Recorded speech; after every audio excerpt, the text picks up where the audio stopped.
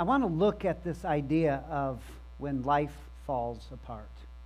Because the passages we read today are all about the way that life can dramatically fall apart.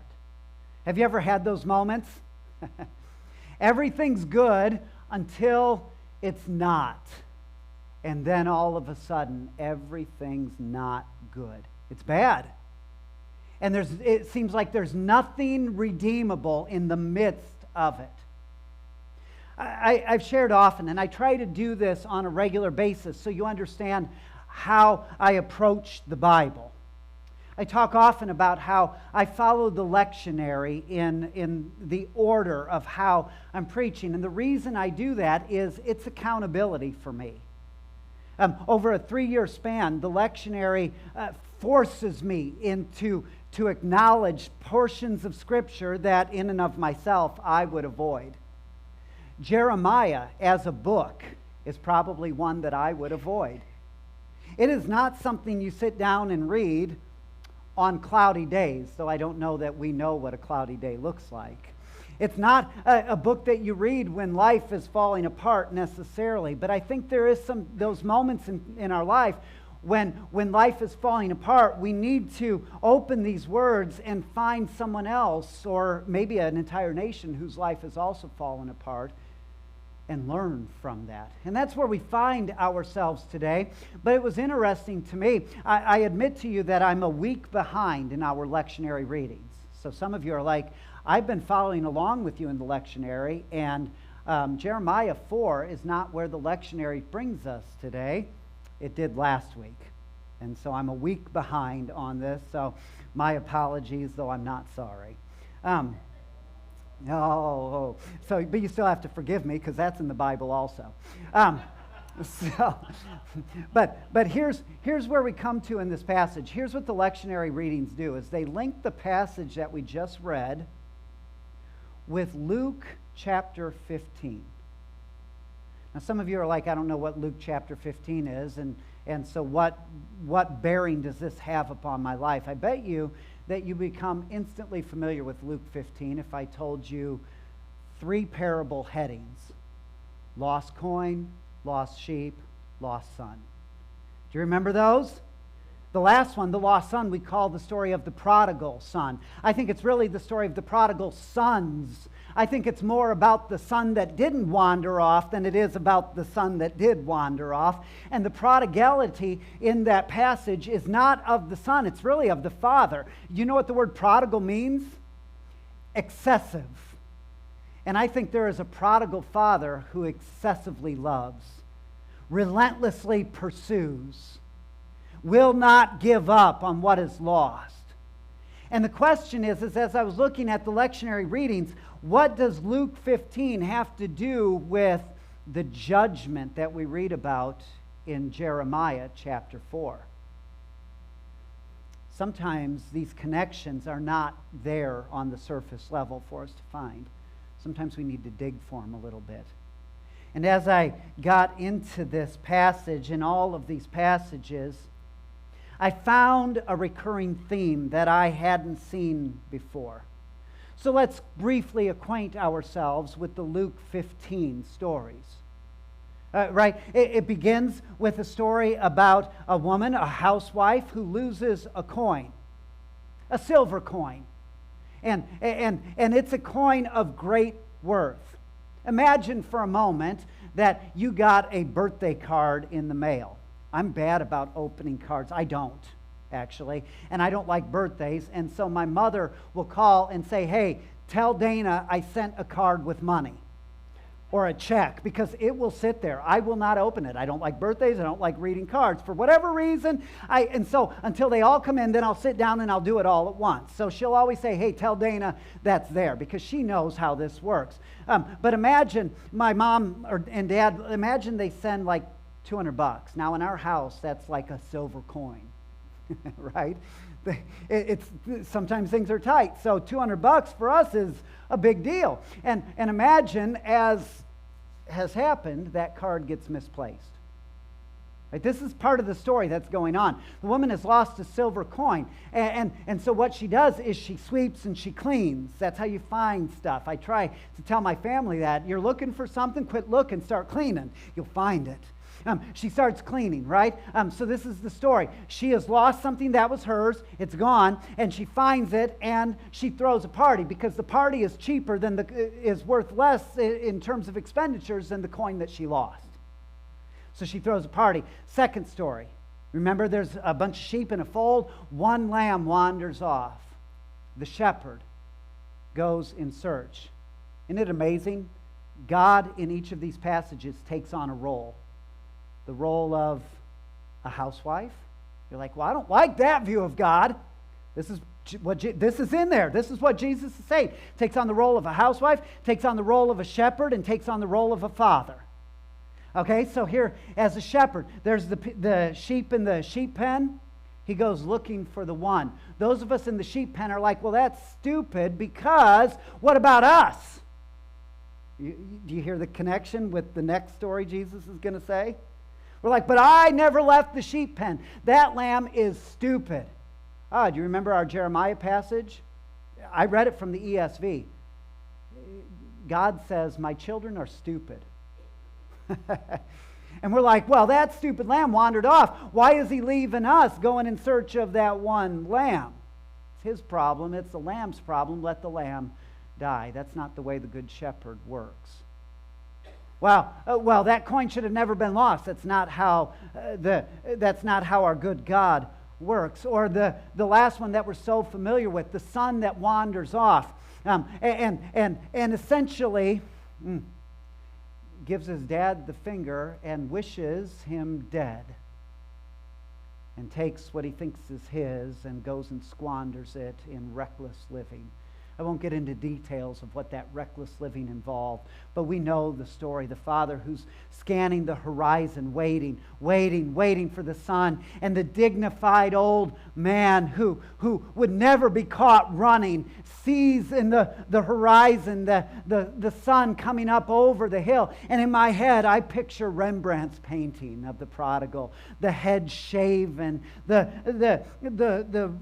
outfit in rags, and the father picking up his robe, all of the layers of his richly laden robe, and running like a fool towards the horizon where his son is coming over the hill, taking his robe off, redressing his son, putting a ring on his finger, throwing a party. Do you catch the imagery here? Something profound is happening. And here's how we've always preached it and taught it. Here's how I've always preached it and taught it. And I suspect here's how all of us have heard those stories.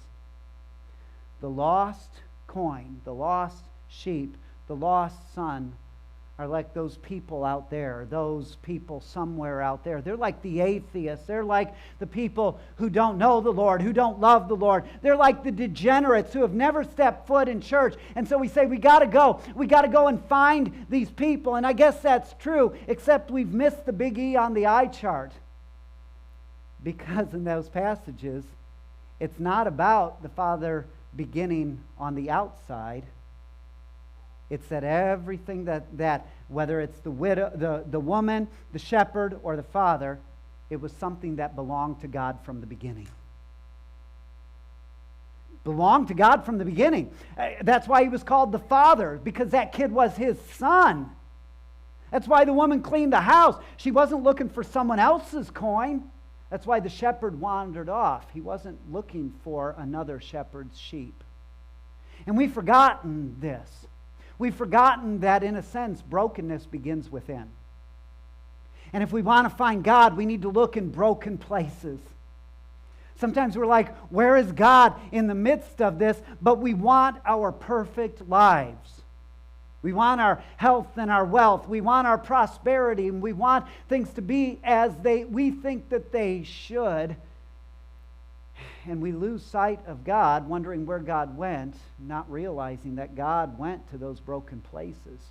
And if we will find God, we need to begin looking in broken places with broken people. I think Matthew 25 has something to say about this as well. On the day of judgment, and it seems appropriate to bring this up because what Jeremiah is telling us is a kind of judgment. On the day of judgment, there will be a separation between sheep and goats. You remember that story? It's a metaphor. It's a metaphor. And he's saying on the right will be the sheep, on the left will be the goats, outer darkness, a complete separation, and then becoming a part of the fold in a permanent way, a forever and eternal kind of way. Right? This is happening. But notice how he delineates what is different between the sheep and the goats. It's the sheep who are looking for Christ in the face of the broken. Whenever you saw me naked or thirsty or hungry and you gave me clothes or you gave me a drink or you gave me some food, you did it to me. Oh, we've treated that passage poorly as well. Well, God, I'm doing this for you. No. You did it to me. If you want to see the face of Christ, look in the place of brokenness. That's where Christ is. We've got to recognize this.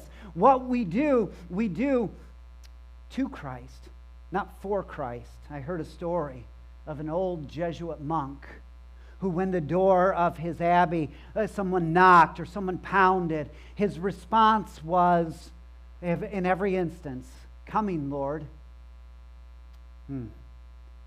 That convicts me. This is where the story is. And it reminds us that redemption begins in brokenness, and that our brokenness begins in places sometimes of safety. But it comes as a kind of rebellion. You hear it, not so much in the lost coin, but you hear it in the story of the wandering lamb and the prodigal son.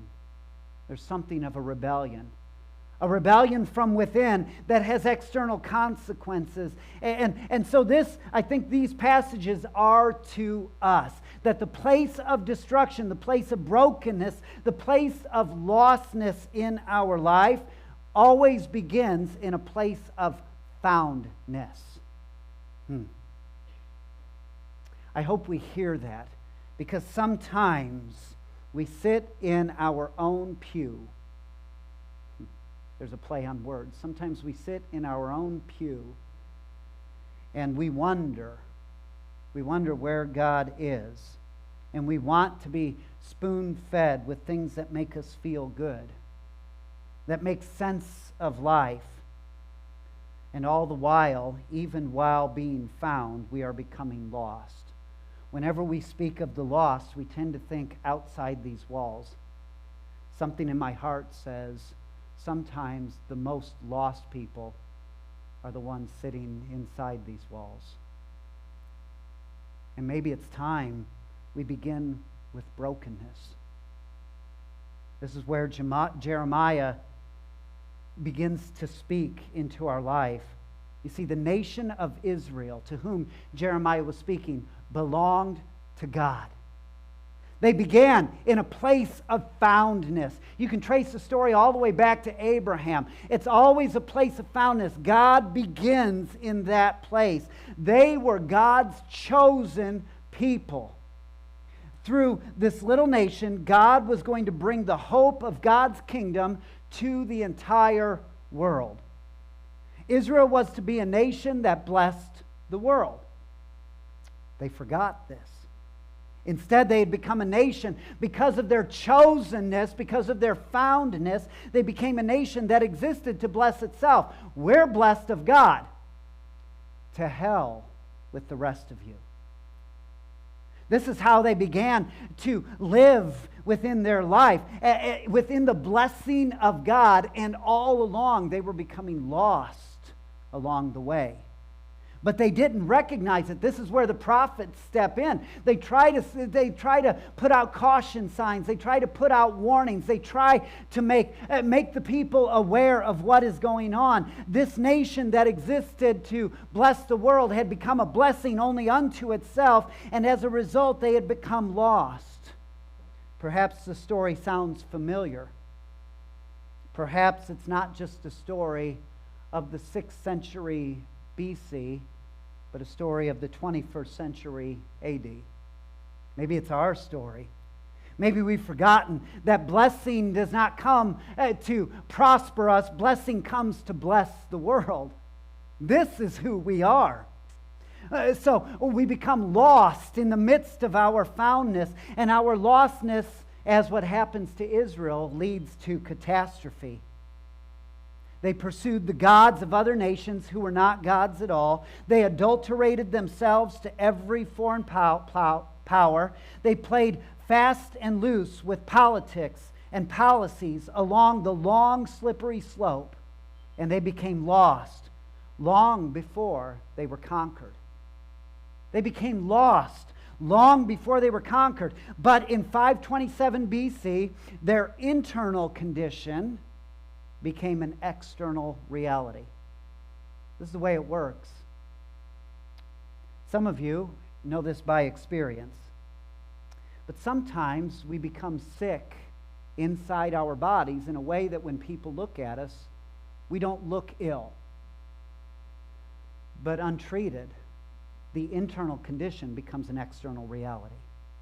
And this is what happened for Israel. Their internal condition became an external reality in 527 when an Assyrian army, an army to the north, Jeremiah says, like a boiling pot, tips over.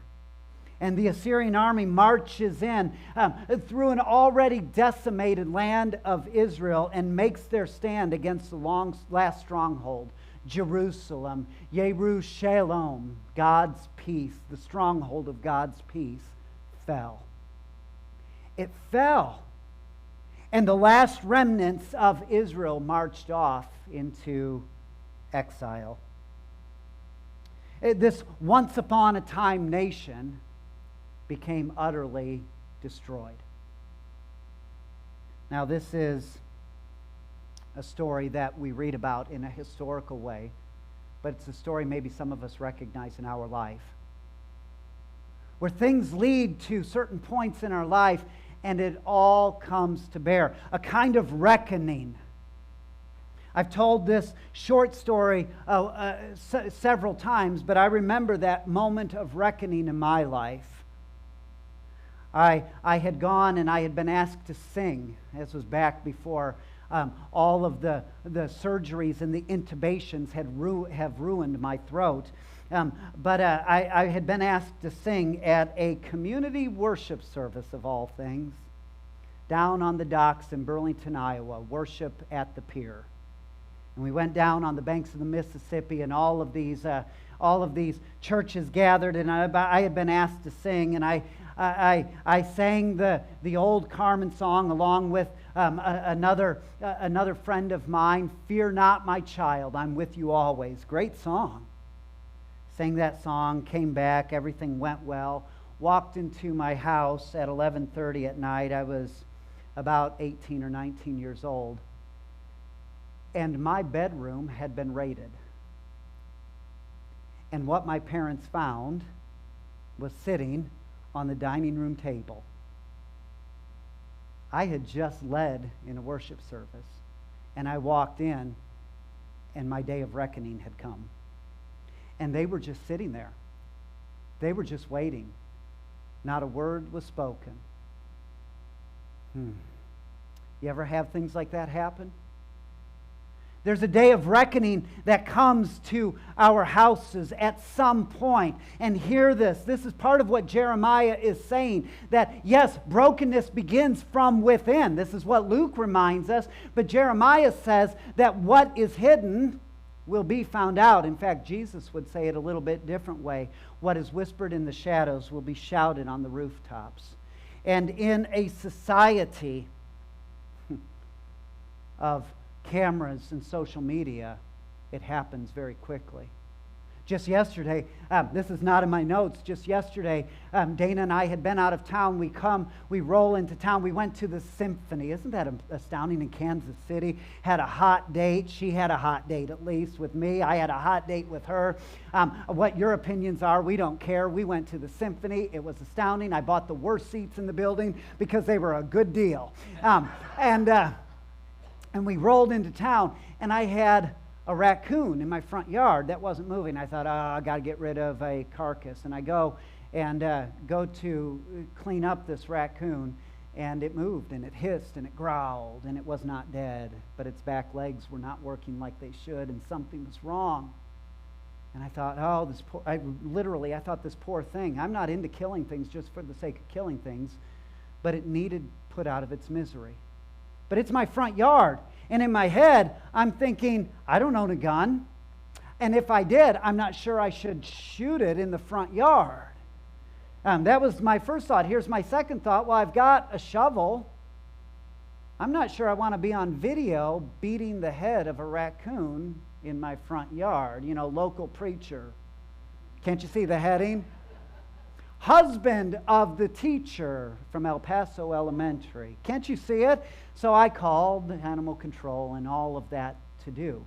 We live in that culture where we're in this time where what is whispered in the dark will be shouted from the rooftops. And this is true for the church. This is true for the church. I don't care who it is. It seems like every week there's another leader falling. I can give you a list of names, some of them very recent. Some of them you read the stories and you go, I don't know what the big deal is. This is the world we live in. There is a day of reckoning coming, and where our brokenness will become public spectacle. We have got to deal with this now. This is where the prophet speaks into our life.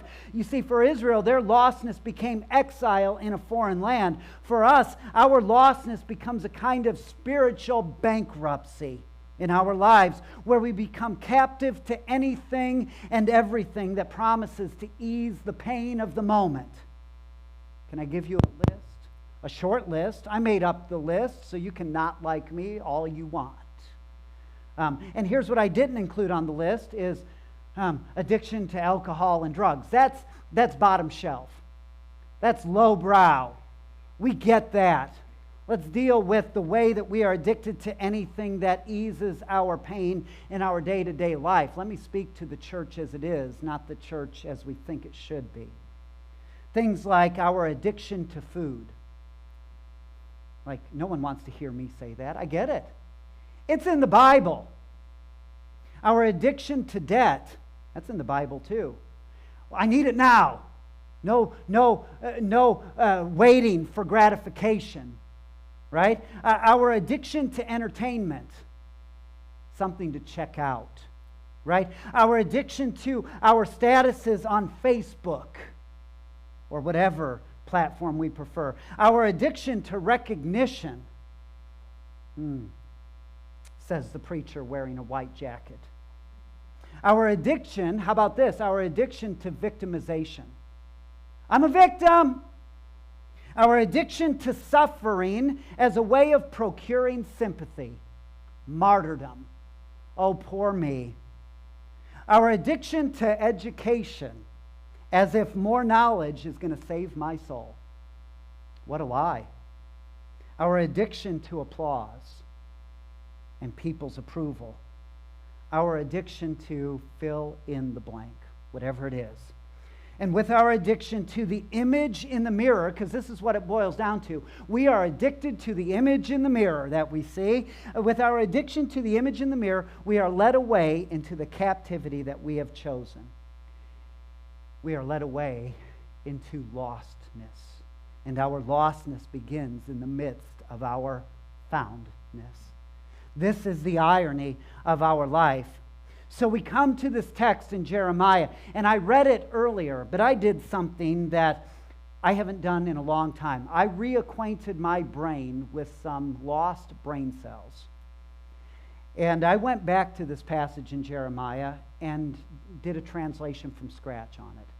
It was a practice I've gotten out of, and I needed to flex those muscles that look exactly like my physical muscles, like non-existence. I needed to flex them a little bit. And so here's what this translation is. It's not just a translation, it's also a paraphrase. It's not just a paraphrase, it's also a bit of a commentary, because there are things in the Jeremiah passage that a Jewish audience would have just got. So I'm going to do some explaining, but I'm doing it in the context of the translation, if that makes sense. So places like where it says in the Hebrew, you are my bat ami. You are the daughter of my heart. You are the daughter of my being, my bat ami. I'm going to translate that and explain it a little bit to help us. Things like the Hebrew words tohu and bohu. Isn't that great? Love those words. They're the twin words that come out of Genesis, and it means formless and void. This is how God's Spirit hovered over the surface of the deep. It was formless and void. And so when a Jew would see those words or hear those words, their mind instantly went back to Genesis. So in the translation, I'm going to take you back to Genesis. Right? See how this works? It's what I will call a loose translation, an even looser paraphrase, and a tight commentary. So here we go. I want to read this passage from the JLT, the Jewett Living Translation. Jeremiah 4, beginning with verse 11 and 12, and then jumping down to 22 through 28. Here's how it reads. Soon everyone will see the hot winds from the eastern desert form, a sandstorm that will make other sandstorms look like a gentle breeze, and it is barreling down upon my people even now. Not the gentle breeze that helps to clear away chaff and stalk while winnowing wheat. Instead, it is a wind that shouts that the day of reckoning has come. It comes because my people, my darling daughter, my child, they have been fools. They have refused to know me, and they have behaved as stupid children. They don't even pretend to practice wisdom or discernment. Instead, they are only wise in doing what is evil. But when it comes to doing anything good, they are thick-headed, dim-witted, and stubborn. And look around. The consequences are seen everywhere in the earth. Look, it's like creation is returning to the days before creation, when everything was formless and empty. The chaos of uncreation. So look up, look around. The sun and the moon are dark. Is it because the sun has stopped shining? Or is it because we have filled our field of vision with so much disorder that we can't even see the light of day anymore? Even the mountains, the backbone of the earth, the mountains that hold the heavens up and the hills that force my eyes heavenward, even they have become unstable. Everything is violently destructing. Humans are dying en masse, but at least the birds are smart enough to fly away from the destruction. However, even they won't be able to outrun or outfly what is yet to come. You see, the land of milk and honey, the land of fruitful promise, is become nothing more than a sand dune. It's a desert. Even the cities are empty and in decay, all because God's hot breath, the same breath that breathes life, is breathing once again upon the land. God's breath is life. But where death reigns, life seems like a kind of destruction. You can call it judgment, you can call it wrath. Regardless, the same breath that breathes life destroys death completely. But there is hope. You see, while the land may become desolate and destruction may seem to reign, I will not allow or cause the good that I have done to be completely undone. Something will remain, and out of that will come a new beginning. But for now, unless we change our ways, the earth will offer little to celebrate and much to mourn. This is my word, and my word is my purpose. What I say is what I do, is who I am.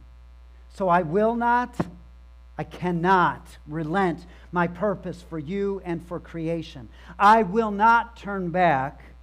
It will be accomplished.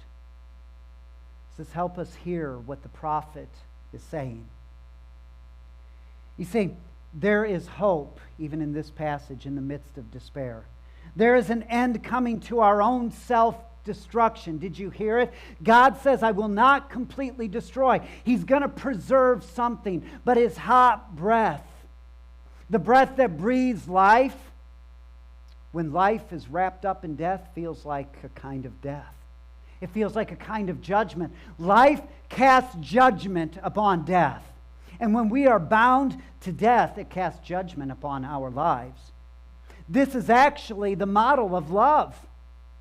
Love says, I love you so much, I will not allow destruction to be your identity.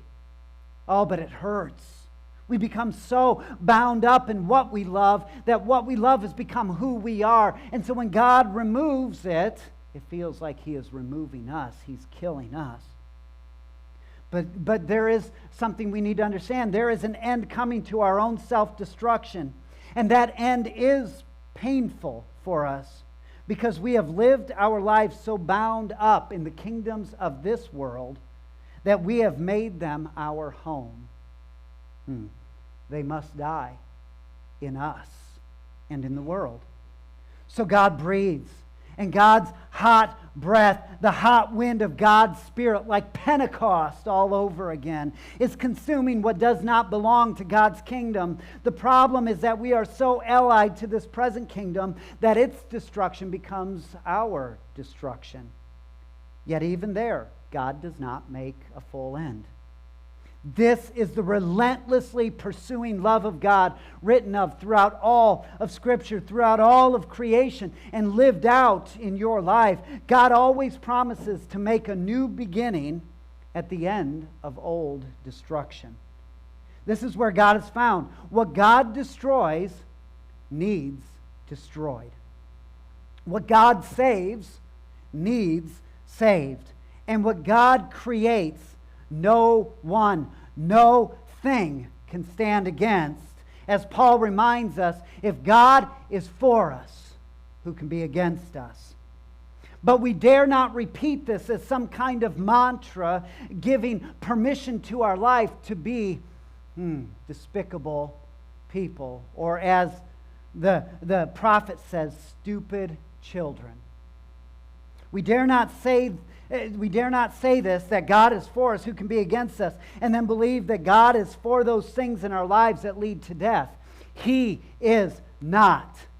God stands opposed to anything that causes death in our life, and God is bringing an end to death. In fact, in Christ, death itself has already been defeated. We do not fight to win the war. That has already been done. Instead, we fight to implement the victory, to become heralds of God's kingdom on earth as it is in heaven. We hear the voice of the prophet pleading with us, turn from your ways. It will bring only destruction. We hear that voice, but even in the midst of destruction, we also hold on to the hope, the promise of God that our devastation, that out of devastation, God will do something new. God's breath will breathe upon us again, and what remains of the hot wind of God's ferocious love will be the beginning of something new. God is relentlessly pursuing you, but devastation looms for us if we do not listen. It breathes down our neck with the promise of destruction, but the story is not done. The end has not come. What remains for us is what God intends, the promise of resurrection.